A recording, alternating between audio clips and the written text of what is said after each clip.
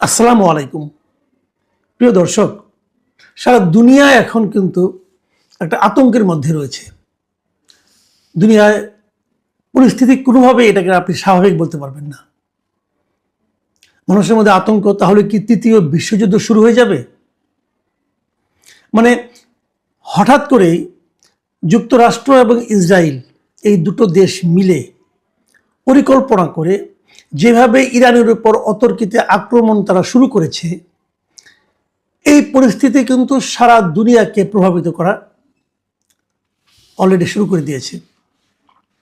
অনেক জায়গায় তেলের দাম বেড়ে গেছে, অনেক জায়গায় বিমান চলাচল তো প্রায় অর্ধেক বিমান চলাচল বন্ধ। সারা দুনিয়াতে কোথাও কেউ যেতে পারছে না। মধ্যপ্রাচ্যের সঙ্গে আমাদের দেশে বিমান চলাচল প্রায় বন্ধ, দুই একটা জায়গা ছাড়া। এবং কে যে নিরাপদ থাকবে, কে যে নিরাপদ থাকবে না, সেটাও বোঝা যাচ্ছে না। প্রবাসী বাংলাদেশিদের বেশ কয়েকজন, যারা নাকি আপনার সংযুক্ত আরব আমিরাতে ছিলেন, অথবা যারা কাতারে ছিলেন, এরকম বাহরাইনে ছিলেন, এরকম অনেক বাংলাদেশিও মারা গেছে। মানে যুদ্ধটা এখন আর এক জায়গায় থেমে নেই। এই পুরো ঘটনার পেছনে মূল কারিগর কে? কাকে আপনি ভিলেন হিসেবে চিহ্নিত করতে পারেন? এইটা চিহ্নিত করতে কোনো কষ্ট করতে হয় না। Villain Donald Trump, villain Benjamin Netanyahu, যিনি নাকি ইসরায়েলের প্রধানমন্ত্রী। এরা হলেন গিয়ে মূল ভিলেন।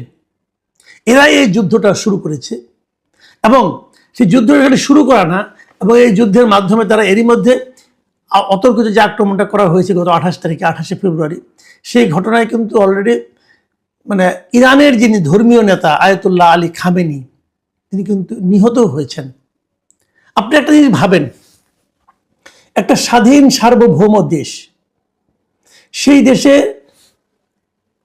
যিনি প্রধান, সরকার প্রধান অথবা যিনি ধর্মীয় প্রধান, মানে মূল যে লোকটা পুরো দেশকে যে পরিচালনা করতেছেন, তাকে আপনি বিদেশ থেকে, অন্য একটা দেশ থেকে এসে মানে আপনার আক্রমণ করে তাকে মেরে ফেলবেন, এটা পৃথিবীর কোনো সভ্য রাষ্ট্র, কোনো সভ্যতা এটাকে গ্রহণ করতে পারে? কিন্তু এখন কিন্তু তাই হচ্ছে। মানে সভ্যতা যেন নতুন করে লেখা হচ্ছে, যে কোনটা সভ্যতা কোনটা সভ্যতা না। ভেবে দেখুন একবার, এই যুদ্ধে এরই মধ্যে যুক্তরাজ্য, মানে ব্রিটেন, যা নাকি পৃথিবীতে প্রথম সভ্যতার কথা সারা দুনিয়ায় বলে বেড়ায়, তারা কিন্তু অলরেডি যুক্তরাষ্ট্রের সঙ্গে যুক্ত হয়ে গেছে। তারা যুক্তরাষ্ট্রকে সাহায্য করবে।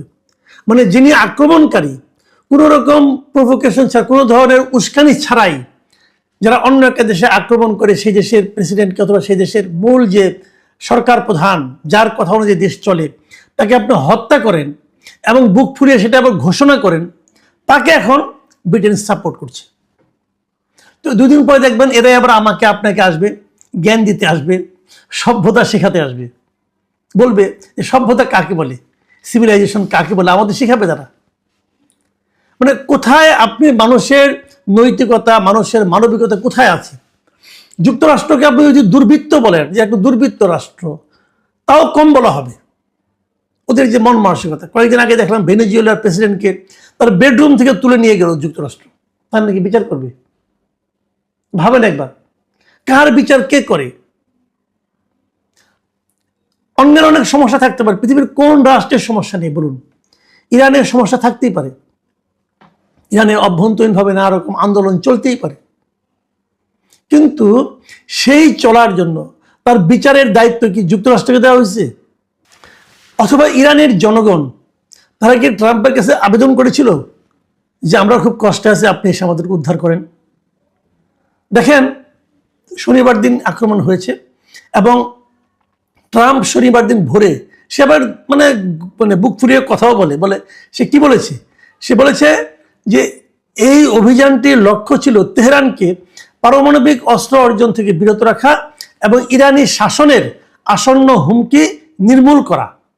একটা উদ্দেশ্য ছিল। আরেকটা লক্ষ্য ছিল কি, যে শাসন পরিবর্তনও এই হামলার লক্ষ্যগুলোর একটি। মানে ইরানের শাসন ক্ষমতায় তারা একটা পরিবর্তন চায়। তো ইরানের শাসন ক্ষমতা কে থাকবে না থাকবে, এটা নির্ধারণ করার দায়িত্ব হলো ইরানের জনগণের। আপনি কে? আপনাকে এটা কে বলছে? দেখেন কত বড় মানে আপনার বেহায়া হতে পারে। এবং তিনি ইরানের জনগণের উদ্দেশ্যে বলতেছে, ইরানে যা নাকি এই খামেনি শাসনের বিরোধিতা করছিলেন, তাদের উদ্দেশ্যে উনি বলতেছেন যে আমরা শেষ করলে তোমরা তোমাদের সরকার দখল করে নাও। আরে বাপরে বাপ, ভাবেন মানে কি মহানুভব সে। উনি শেষ করে দিবে, তারপরে তোমরা দখল করে নাও। এটি তোমাদের জন্যই হবে, প্রজন্মের পর প্রজন্মে হয়তো এটাই তোমাদের একমাত্র সুযোগ। মানে এই সুযোগটা যুক্তরাষ্ট্র এবং ইসরায়েল মিলে শুরু করে দিচ্ছে। দেখেন ইসরায়েলের যে প্রধানমন্ত্রী বেনিয়ামিন নেতানিয়াহু, উনি কি বলেছেন? উনি বলেছেন যে এই হামলা সাহসী ইরানি জনগণকে নিজেদের ভাগ্য নিজেরা নির্ধারণ করার সুযোগ তৈরি করবে এবং স্বৈর শাসনের জোয়াল সরিয়ে দেবে। মানে ভাব দেখে মনে হচ্ছে যে ইরানের জনগণের জন্য এই ট্রাম্প এবং নেতানিয়াহুর বোধহয় মানে মানে কষ্টের শেষ নাই। তারা মনে হয় এদের জন্য রাতে ঘুমাইতেও পায় না যে ইরানের জনগণ কি কষ্টে আছে। বাট মজার ব্যাপার হলো এই হামলার পরে কিন্তু ইরানের যে জনগণরা এতদিন ইরানের ভিতরে যারা আন্দোলন করছিল, তারাও কিন্তু এখন আর ইরানি সরকারের বিপক্ষে নাই। তারাও এখন কিন্তু মনে করছে যে এই আক্রমণের তাদের দিক থেকেও সরকারের সঙ্গে ঐক্যবদ্ধ হওয়া প্রয়োজন আছে। কতগুলি প্রভাব কিন্তু এর মধ্যে দেখা যাচ্ছে, যার মাধ্যমে আমরাও হয়তো ক্ষতিগ্রস্ত হব। তার আগে আমি আরেকটু কথা বলে নিই, সেটা হলো এই যে আমেরিকা ইরানকে আক্রমণ করলো, সেটা আইন, কিছু আইন তো দুনিয়াতে আছে না, যেমন জাতিসংঘের কিছু আইন আছে। এটা কি ট্রাম্প অথবা ইসরায়েল কি এভাবে আক্রমণ করতে পারে? দেখেন জাতিসংঘ সনদ, যেটা সারা দুনিয়াতে একটা আছে আর কি জাতিসংঘের, যদিও এটা খুব মানে টানে না, কিন্তু একটা আছে, তো চক্ষুলজ্জার খাতিরে তারা একটা করেছে।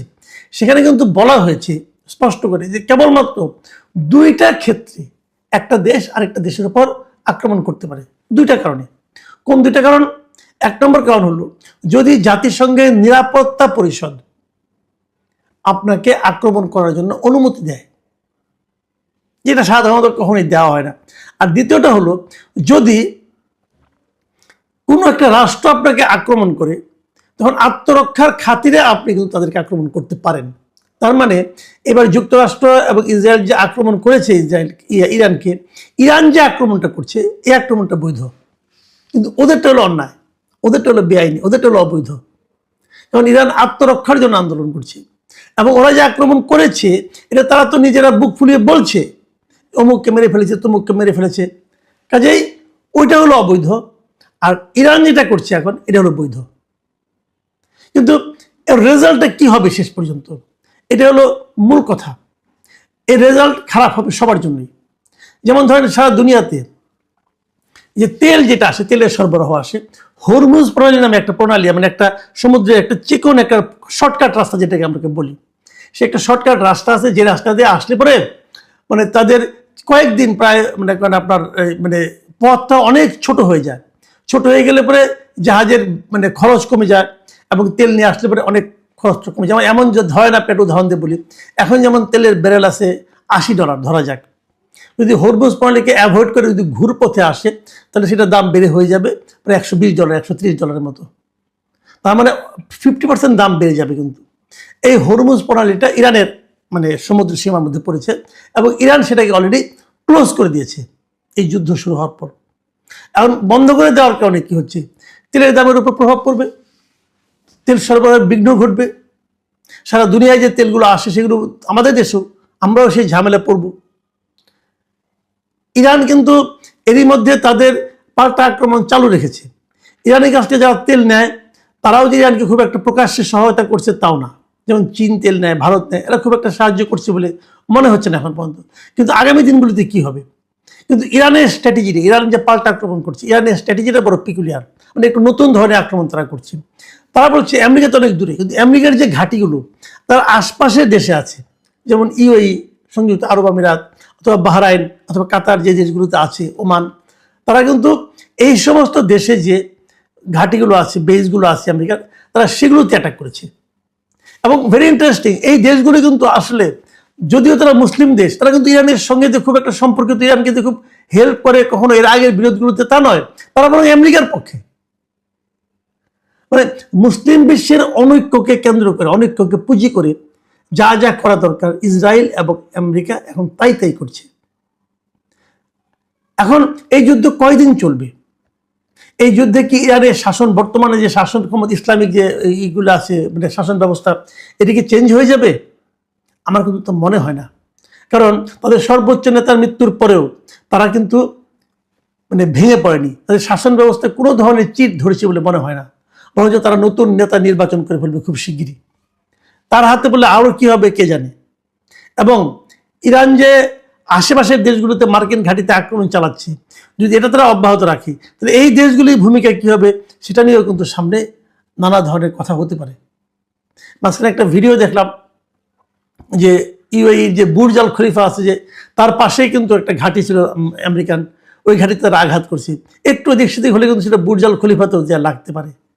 এই যে 5 স্টার হোটেলগুলো ধ্বংস করে দেওয়া হচ্ছে, এখন তো মানুষের মধ্যে একটা আতঙ্ক তৈরি হয়েছে। কিন্তু শেষ পর্যন্ত কোথায় যেয়ে দাঁড়াবে, ইরান কতদিন টিকতে পারবে, অথবা ইরান যদি খুব বেশি একটা চাপের মুখে পড়ে তাহলে তারা পাল্টা হামলাতে আর কোথায় কোথায় হামলা করতে পারে, এসব নিয়ে আলোচনা হচ্ছে। এরই মধ্যে ইরানের যে ইরানের রেভলিউশনারি গার্ড যেটা আছে, তারা দাবি করেছে আজকে যে তারা নাকি ইসরায়েলের প্রধানমন্ত্রী আছে বেনিয়ামিন নেতানিয়াহুর কার্যালয় ও ইসরায়েলি বিমান বাহিনীর প্রধানের সদর দপ্তর লক্ষ্য করে তারা হামলা চালিয়েছে, এটা তারা জানিয়েছে। এবং এই হামলা তারা খাইবার ক্ষেপণাস্ত্র ব্যবহার করছে বলে তারা জানিয়েছে। এবং এরপরে বেশ কিছুক্ষণ ধরে আমরা জেনেছি যে মোটামুটি ধরেন গত 10-12 ঘন্টা ধরে কিন্তু আমরা নেতানিয়াহুকে প্রকাশ্যে দেখছি না।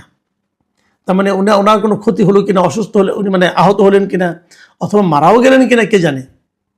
কাজেই এই যুদ্ধ কোনো সমাধান কোন পর্যন্ত কার দিবে আমি জানি না। তবে আমার কাছে মনে হয় ইরানকে যতটা দুর্বল ভেবে যুক্তরাষ্ট্র এবং ইসরায়েল আক্রমণ শানিয়েছিল, ইরান সম্ভবত ততটা দুর্বল নয়, সেটা তারা এর মধ্যে প্রমাণ দিয়ে দিয়েছে। এবং এই জন্যই হয়তো তারা তাদের মিত্র দেশগুলি, আমেরিকা বিশেষ করে তাদের মিত্র দেশগুলির কাছ থেকে সাহায্য চাচ্ছে, যে ডাকে সাড়া দিয়ে এরই মধ্যে যুক্তরাজ্য তারা যুক্তরাষ্ট্রের সঙ্গে সামরিক সাহায্য তাদের করবে, এরকম তারা ঘোষণাও দিতে হয়েছে তাদেরকে। তার মানে যতটা সহজে ভেবেছিল ঘটনাগুলি ঘটাতে পারবে যুক্তরাষ্ট্র, ততটা সহজে সম্ভবত হচ্ছে না।